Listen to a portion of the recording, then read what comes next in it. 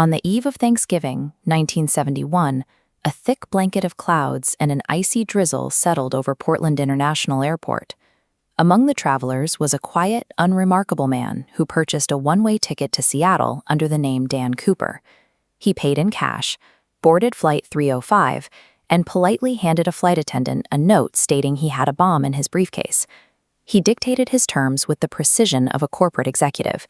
In Seattle, he traded 36 passengers for $200,000 in $20 bills and 4 parachutes, never once raising his voice or showing a weapon. Once back in the air, he donned a pair of dark sunglasses and ordered the crew to head south. Somewhere over the rugged wilderness of southwestern Washington, he lowered the rear stairs and stepped into a freezing storm. This bloodless, methodical heist forced the FBI to abandon their standard skyjacker profile. Investigators were left hunting a man who, by their own established metrics, functionally didn't exist. He did, however, leave behind a single artifact on seat 18C, a cheap, black clip-on tie secured by a mother-of-pearl tie clip.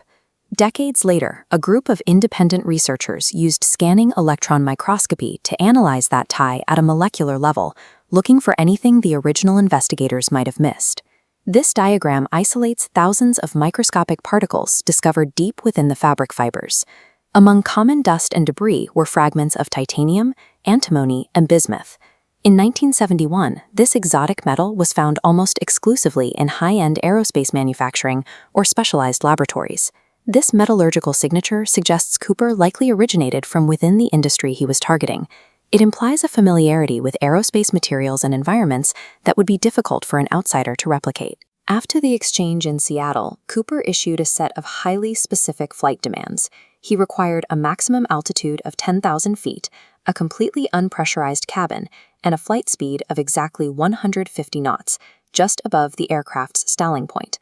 He further ordered the crew to keep the landing gear down and locked, with the wing flaps extended to 15 degrees. This technical image highlights the defining feature of the Boeing 727, the aft stairwell. It was a rear loading ramp designed to allow the plane to service smaller airports without ground equipment. This airflow model shows why Cooper's flight configuration was so critical.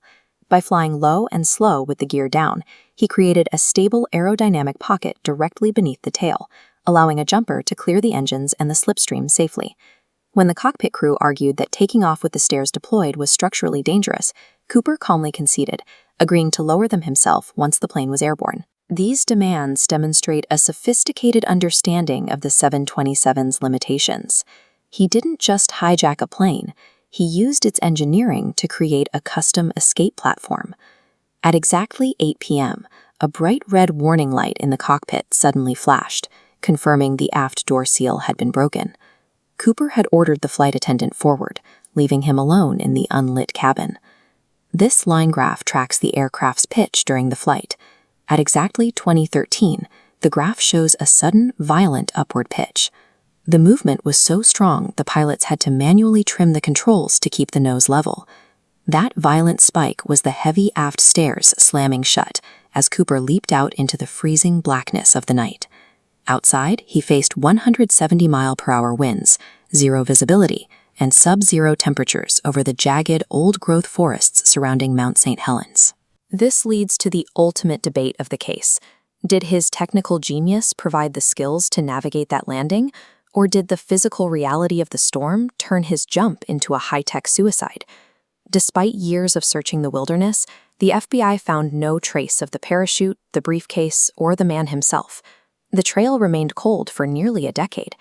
Then, in February 1980, a discovery was made on the banks of the Columbia River.